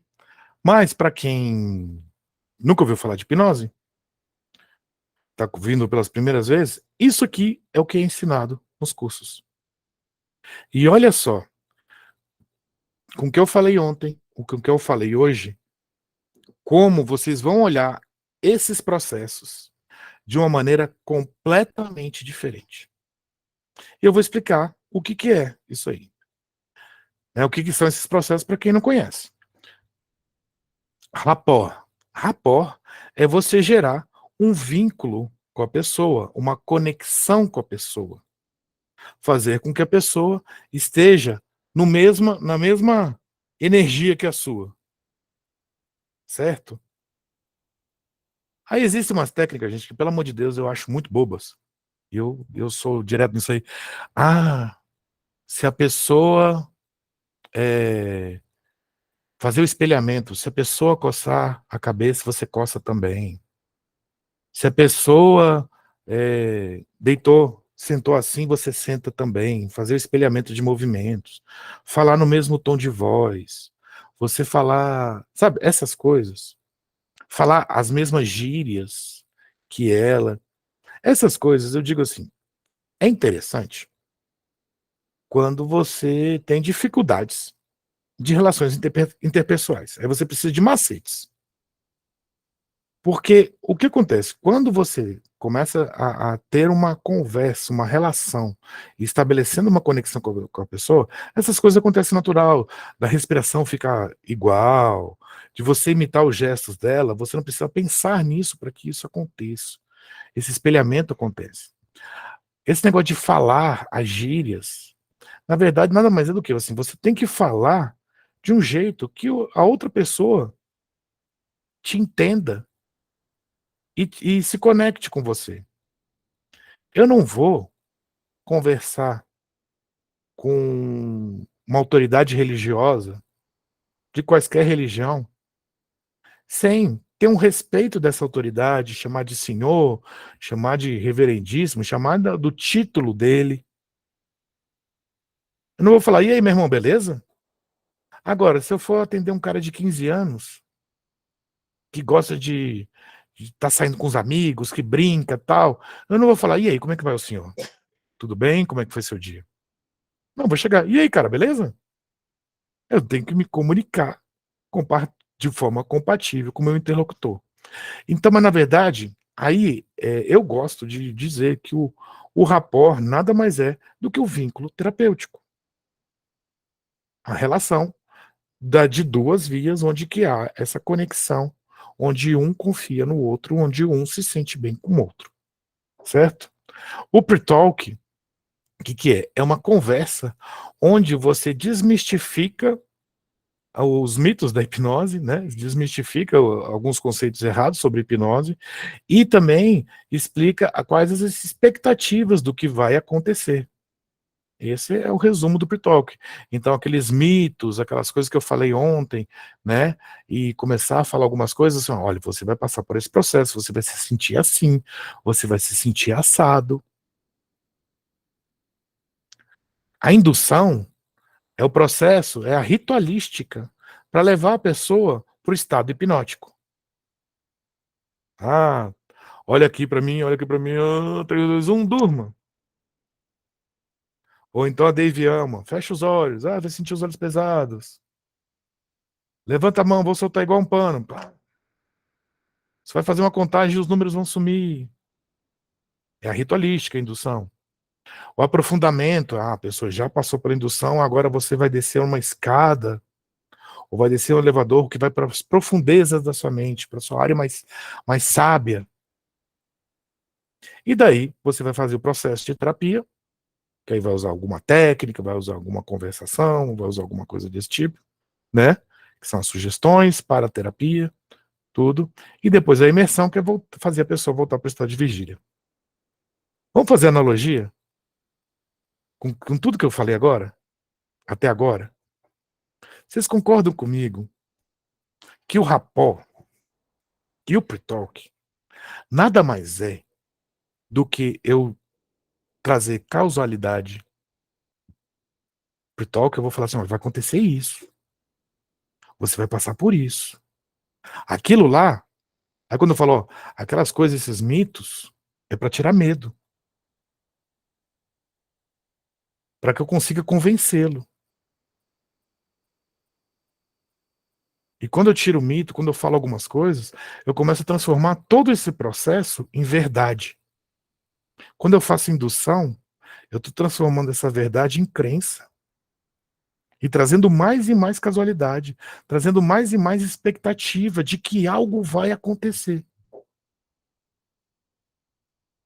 Quando eu faço todo esse processo de trazer de ajustar as crenças, de trazer convencimento, de fazer com que a pessoa acredite em mim. Quando tem crença, tem conforto para ir à ação. Depois que eu cheguei nessa parte de crença, transformei tudo em verdade, transformei tudo em convencimento para crença. Agora eu vou fazer as sugestões, vou fazer as ações. Não faz mais sentido? Não é muito mais legal você ver esse processo, que geralmente é a terceira aula nos cursos, em geral, depois de falar tudo aquilo que eu falei para vocês de ontem para cá? Os cursos começam aqui, ó. Os cursos começam primeiro a falar uma historinha da hipnose. Vamos lá, quem já fez vários cursos de hipnose? Começa com a história da hipnose, depois fala dos mitos da hipnose, e depois já vai pre-talk. Rapó. Ah, não, não, não. Antes tem o modelo da mente de Gerald Cain. Poxa. Gente, eu fiz muito cursinho assim também, tá? E, poxa, tem tanta coisa mais legal de hipnose e dá para fazer. Tem algumas pessoas aqui que fazem meu curso de regressão. Que tem muita coisa que eu tô falando aqui que faz parte do curso de regressão. Não vai ver esse papo, esse roteirinho padrão, não. Pode até olhar na ementa, vai falar assim, é meio parecido, mas o papo é mais ou menos nessa pegada aqui que eu tô falando com vocês. É um curso de regressão em que eu passo, vamos dizer assim, 60% do curso falando sobre hipnose, 30% falando mal da regressão e 10% falando como usar a regressão de maneira segura e legal. Muito doido, né? Mas é um curso, porque assim, para que eu chegue nesses 10%, eu tenho que contextualizar tudo. Porque a regressão feita da maneira tradicional e que uma é ensinada tradicionalmente, ela tem mais riscos de trazer problema para o cliente do que chance de trazer solução. Sério isso, né? Gente, eu não vou consolidar o que a gente já viu aqui, não. Isso aqui é para quem está vendo os slides de novo. Falar um pouquinho, deixa eu ver aqui quais são os próximos slides. Tem slide aqui que não pode ver. Vamos falar aqui uma coisa interessante, para vocês entenderem por que algumas mudanças são importantes que elas aconteçam. Uma das coisas que é bem interessante na hipnose, e grande parte das técnicas da hipnose são técnicas... Opa, deixa eu abrir, eu falo. São técnicas expositivas. E o legal das técnicas expositivas é que você aprende a lidar com o problema, certo? E essa exposição é feita aos poucos. E a capacidade de trabalhar com técnicas expositivas, que é muito comum na psicologia comportamental, do Skinner, ou na cognitiva comportamental, né? Essas exposições graduais com a hipnose são extremamente potencializadas em termos de resultado e viabiliza grandes capacidades. A exposição sistemática progressiva, que eu vou falar amanhã também, bastante sobre ela, a exposição sistemática progressiva nada mais é do que você, por exemplo, você tem uma fobia, você fica distante dessa fobia e vai se aproximando aos poucos, onde você vai se acostumando com essa fobia. Agora, eu vou dar um exemplo, por exemplo, de uma coisa que é fantástica, que você poderia fazer com a hipnose e não tem como você fazer de outro jeito. Como você vai fazer uma exposição sistemática progressiva para quem tem medo de avião? Você tem que fazer a pessoa visualizar isso. Existe visualização na cognitivo comportamental? Existe. Mas se você aliar a semântica, aliar a expectativa, a crença, a causalidade da hipnose, Você potencializa aquela visualização que você faz na cognitivo comportamental por 1000. Porque a pessoa vive muito mais do que só parando para pensar. Ela passou por toda uma ritualística para passar por esse processo. Ela gerou toda uma expectativa, um placebão aberto gigante. Se a gente fosse falar a história do comprimido, foi um comprimidinho pequenininho. Entendeu? E aí, mas o que acontece? É interessante a gente falar da lei de Hebb. A lei de Hebb é lei na neurociência, porque não existe questionamentos em relação a essa definição. E eu botei a definição mais simplória que tem, que é neurônios que disparam juntos tendem a se conectar. E neurônios que não disparam juntos tendem a se separar. Então são as famosas redes neurais ou teias neurais, onde neurônios não só em um lugar, mas vamos supor assim, quando você tem um estímulo, você tem uma reação, um grupo de neurônios eles se ativaram ao mesmo tempo. E conforme essas questões vão acontecendo de maneira repetida, esses neurônios que sempre se ativam juntos, eles vão se conectando e fortalecendo essas conexões a cada vez que isso acontece. Então, a fobia é o melhor exemplo para dar isso, mas a gente pode pegar comportamentos, emoções, hábitos, comportamentos automatizados. A gente não começa dirigindo sem pensar em todos os movimentos que você precisa fazer para dirigir, mas depois faz, porque você criou uma teia neural especializada em direção. Falando de maneira bem simples, mas a fobia é ótima. Você não nasce com medo de barata. Esse medo começa pequeno e ele sempre evolui para pior. Começa com medo e vira fobia. A fobia, a pessoa pode ter começado com um nojinho de barata, aí cresce ao ponto da pessoa pular do 10º andar para fugir da barata. É a mesma coisa dela estar fugindo de um leão. A pessoa sabe que a barata não é um leão. Ela tem noção disso. Mas ela não consegue ver a barata nem na televisão. Porque ela tem uma rede neural completamente especializada nisso.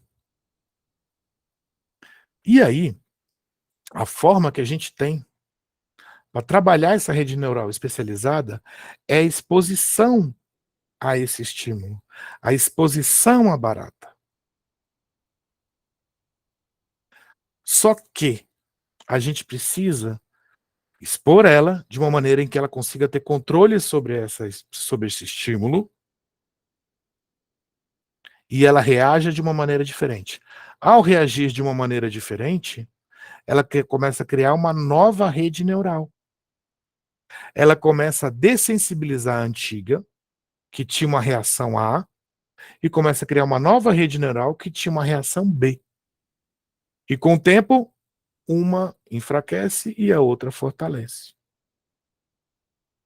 Isso é uma das questões relacionadas à neuroplasticidade. Neuroplasticidade não é só aquela questão que a pessoa perdeu uma quantidade de nervos, aí perdeu o movimento das pernas, e aí o cérebro começa a criar novos caminhos neurais para que ela volte a movimentar a perna. Não é só isso. Também entra nessa questão, o nosso cérebro é plástico. Então, hábitos, costumes, o nome dessa técnica é dessensibilização sistemática progressiva.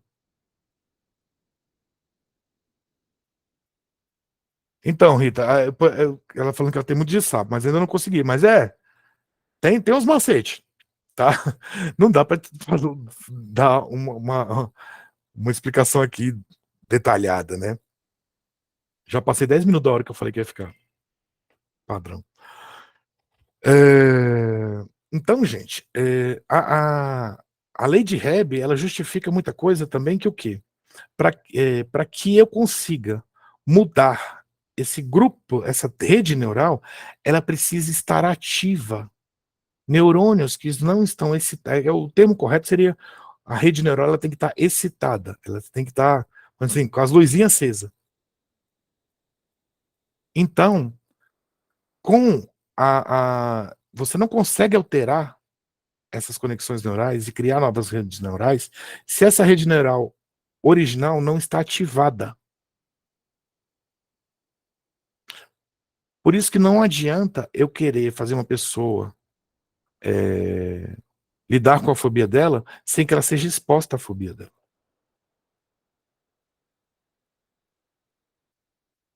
E daí, vocês tendo esse conceito da lei de Hebb, da neuroplasticidade, faz sentido a história sobre reprogramação mental. Aí faz, né? Eu estou criando uma nova rede neural, porque eu estou tendo uma nova resposta ao estímulo, porque tinha uma rede neural que ela foi se fortificando a cada vez que tinha estímulo. Aí faz sentido eu falar de reprogramação mental. Faz muito sentido. A questão é, quando você escreve de propaganda que você é um reprogramador mental, a pessoa que está lendo isso, ela não tem todos esses conceitos que eu falei para vocês, que eu falei um conceito bem resumido. Ela não tem esses conceitos. O que ela vai entender? Ela vai entender que você vai falar 3, 2, 1, durma, bater na sua cabeça 3 vezes, pronto, você não tem mais fobia de barata. É isso que a pessoa, é essa expectativa que a pessoa vai ter. Até certo ponto, isso ajuda na nossa terapia, porque eu falei que expectativa, verdade, crença, tal, até certo ponto ajuda, mas até que ponto isso é honesto intelectualmente? Porque a pessoa está com um entendimento deturpado, né? E aqui, né, o Alexandre estava falando que no tratamento de ansiedade isso é muito eficaz, muito bom. Exatamente, porque quando a pessoa tem ansiedade, ela tem uma super respostas a estímulos, né? E aí a gente tem que trabalhar com dessensibilização. Vamos lá, já falei sobre neuroplasticidade. Aqui é um exemplo para vocês visualizarem um pouquinho, né? Aqui está um monte de neurônio, aí você começou a ter vários estímulos e com esses estímulos você tinha a mesma resposta, aí o cérebro foi lá, circulou essa área e fortaleceu as conexões dessa galera. A partir do momento em que você começa a ter resposta, atitudes, respostas, comportamentos, pensamentos, emoções diferentes àquele estímulo, você começa a criar uma nova rede neural. Conforme você começa a dar prioridade a esse novo comportamento, essa novidade, você começa a enfraquecer um e a fortalecer o outro. Certo? A questão é, nunca o antigo vai ser excluído. Por isso que às vezes existe uma fobia que a pessoa há 5 anos não tem, e de repente ela sente de novo. Tá? E, gente, vocês lembram quando eu falei de ideomotor, ideosensor, ideocognitivo, tudo? Imagina você passar por uma experiência traumática sentindo outra coisa. Em vez de você sentir medo, você está neutro. Ou você está se sentindo corajoso e você reage de uma maneira diferente a uma experiência traumática. Estou dando um exemplo, mas não toco como uma técnica terapêutica, tá? Um exemplo bem esdrúxulo, sem nenhum contexto. Tá? Mas é só para valer. Então imagina você passar por uma experiência com uma ideo-emoção diferente. Eu estou criando um círculozinho verde lá.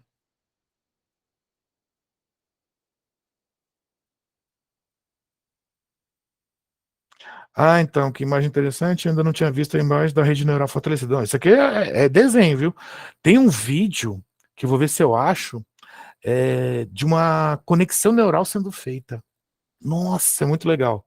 E assim, tá lá aqueles neurôniozinhos lá e aparece um risquinho assim aparecendo, e aí vai se fortalecendo. É muito legal esse vídeo. Vou ver se eu acho para vocês. Vamos lá. E aí, gente, é a última coisa que eu vou falar hoje, para quebrar o tema. O cérebro também, e é uma coisa que a gente usa, e a gente utiliza-se disso na hipnose, e amanhã vai fazer sentido. Então, eu queria terminar aqui, nisso aqui, e eu vou copiosamente usar slides que eu peguei de uma aula do Alberto Delísola. Eu gosto de dar nome aos bois, tá? Mas é bem interessante para vocês entenderem que o nosso cérebro é uma grande máquina de previsões. Quando a gente tem comportamentos automatizados, aí nada mais é do que o nosso cérebro respondendo de forma assim, Eu acredito que vai acontecer isso, então vou agir assim. Certo? Então a gente está falando de comportamento, de emoção, de, de movimento, a gente está falando de todos aqueles ideodinâmicos que a gente está falando. Certo? Por quê? Porque quando ele reage de forma automática, ele está de forma inconsciente, ou seja, de que você não está pensando agora, é mais econômico, é mais eficiente, é mais rápido. Econômico de energia. Certo? Então, nosso cérebro é uma grande máquina de previsão. Aí eu botei um exemplo aqui do tarô, né? Mas. E aí, quem já conhece. Aí, mais uma brincadeirinha para terminar o dia. Quem já conhece, não responde, por favor, para não cortar a brincadeira. Mas a maioria das pessoas, e hoje eu descobri a primeira pessoa que não passou por essa experiência, que foi a minha mãe. Eu falei, olha que legal isso aqui. Ela falou, nossa, não estou entendendo. Mas enfim. Eu até vou querer saber por que algumas pessoas não entendem. Mas vamos lá. Preste atenção na imagem a seguir. Quem já conhece, por favor, não fala nada. Eu quero que vocês tentem entender que imagem é essa. O que é isso? Vocês conseguem definir o que é isso? Quem não conhece, por favor, não fala nada. Mas quem conhece, por favor, não fala nada. Quem não conhece, vocês querem chutar aí o que é isso? Pode abrir o áudio, pode escrever em texto. Vou dar 10 segundos. 10, 9, 8, 7, 6, 5, 4, 3, 2, 1.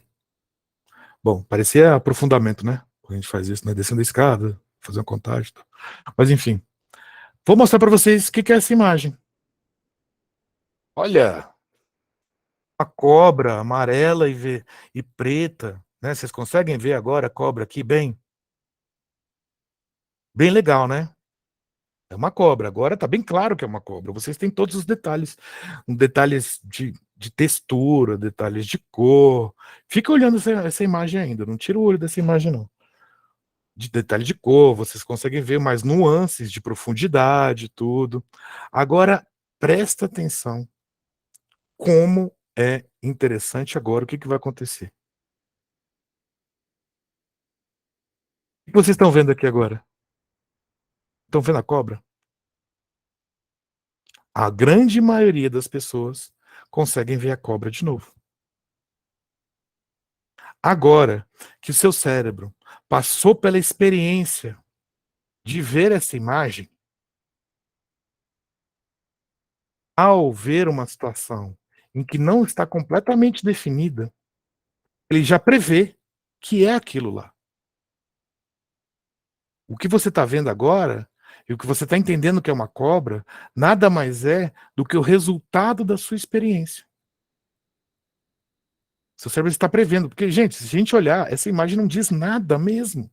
Não tem textura, não tem cor, não tem noção de profundidade em nada aqui. Mas vocês conseguem ver a cobra. Quer ver mais um exemplo da brincadeira? Vocês conseguem ver o que é isso? Contar de novo. 10, 9, 8, 7, 6, 5, 4, 3, 2, 1. Até hoje eu não vi ninguém que conseguisse dizer o que era isso. Como eu já vi a outra imagem, eu não consigo deixar de ver o que é. Não tem jeito. Eu sempre vejo. Eu vou ser capaz de dizer para vocês. Eu vou passar o mouse. Olha, eu não estou vendo a outra imagem. Eu vou passar a imagem para vocês. Sabe o que é isso aqui? É uma abelha. Aqui, ó, onde estou passando o mouse, é a cabeça dela. Aqui é as costas dela. Aqui é a asa. Tem as perninhas aqui. Eu sei ver a imagem. Eu já previ tudo. Já previ a textura. Já previ a área que era transparente, a área que não era. Olha só que louco. Agora vamos ver a imagem anterior? Fazer o teste da previsão do seu cérebro? Vocês estão vendo aí? A grande maioria das pessoas conseguem ver a abelha de novo. Legal, né? Deixa eu ver aqui que o Alexander... A Patrícia achou que era um urso, a cobra. É legal, né? É que muita gente vê o focinho da cobra como como um ursinho de pelúcia. Ó, o Alexander falou aqui, legal, isso bate de frente com o sentido que damos a determinados sentimentos frente ao que foi ensinado de acordo com determinada situação. O medo só é medo, pois eu senti medo a primeira vez que associei esse sentimento ao medo. É bem isso mesmo. E aí, também existe uma questão que é bem legal, assim, tem as emoções inatas e as emoções construídas, né? Conceito das emoções construídas é um conceito relativamente novo. Na verdade, assim, as emoções inatas, raiva, né? Mas a emoção construída, assim, essa raiva, ela é interpretada como raiva. A ansiedade, ela é interpretada como boa ou como ruim, dependendo da situação. A mesma reação fisiológica que você tem ao uma cobra aparecer na frente de vocês, é a mesma reação fisiológica que você tem na hora que o noivo vê a noiva entrando no altar. Só que uma é um sofrido ver uma cobra na frente de você e falar, meu Deus, vou morrer. A outra, meu Deus, que mulher linda que tá na minha frente, que eu vou me casar e vou viver no resto da minha vida, que alegria. Fisiologicamente está acontecendo exatamente a mesma coisa. Legal, né? Bom, gente, deixa eu ver aqui. Tem mais alguns slides? Deixa eu ver. Deixa eu ver aqui essas conclusões. Essas conclusões são bem legais. Tá acabando. Para a gente arrematar tudo que eu falei ontem e hoje. Hipnose não acontece por conta da técnica. É por conta daquele processo todo. A técnica são macetes, caminhos que podem lhe dizer, fazer a pessoa para que hipnose aconteça. A indução de Dave Elman é um macete. Agora, eu posso chegar para uma pessoa e falar assim, agora eu vou fazer a indução Sérgio Mikitchuk. Olha para cima, olha para baixo, direita, esquerda, dormiu. Nossa, indução do Sérgio Mikitchuk funciona pra caramba. Se eu fiz todo aquele processo, aquela linha, gente, eu vou falar assim, vou plantar bananeira e você vai entrar em hipnose. Ao você sentar no sofá, você vai estar em estado profundo de transe. Entende que a técnica é o que menos importa? O que existe por trás de uma técnica de hipnose é o convencimento e expectativa. É possível levar uma pessoa para mudanças de comportamento ou para estados hipnóticos sem uso de técnica. A técnica da hipnose pode ser absolutamente qualquer coisa, qualquer símbolo com causalidade.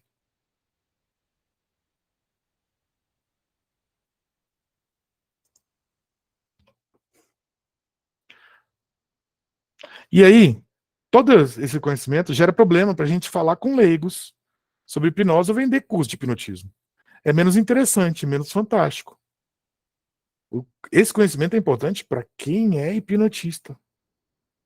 Agora, vocês concordam comigo que algumas vezes é mais difícil você hipnotizar um hipnotista porque ele está com um senso crítico tão grande do que você está falando? É mais difícil hipnotizar eles do que você hipnotizar um leigo. Agora, se o leigo sabe tudo isso, que você está trabalhando no convencimento, estou querendo convencê-lo, a pessoa pode se retrair, entrar no modo defensivo. Repare que os cursos também vendem técnicas, mas não é a técnica que faz a hipnose funcionar. É como o hipnotista usa a técnica. Qual técnica? Qualquer uma. Basta convencer a pessoa disso. É muito mais fácil para o ser humano o entendimento de que algo concreto e observável do que algo subjetivo e não observável, como o poder da sugestão e expectativa. Então, fazer a indução com aquela ritualística toda é muito mais perceptível para a pessoa de que algo está acontecendo e gerar expectativa e gerar uma ação do que eu falar assim, olha, o que eu estou falando são sugestões. Então, alimenta essa expectativa em você para que as coisas aconteçam. Não é muito subjetivo para a pessoa. Então, criar um ritual, ela vai sentindo, ela vai percebendo, ela vai, cada vez que ela passa por uma experiência, heteroação ou homoação, esse processo vai se intensificando, porque ela cada vez mais vai entendendo a expectativa e gerando ação.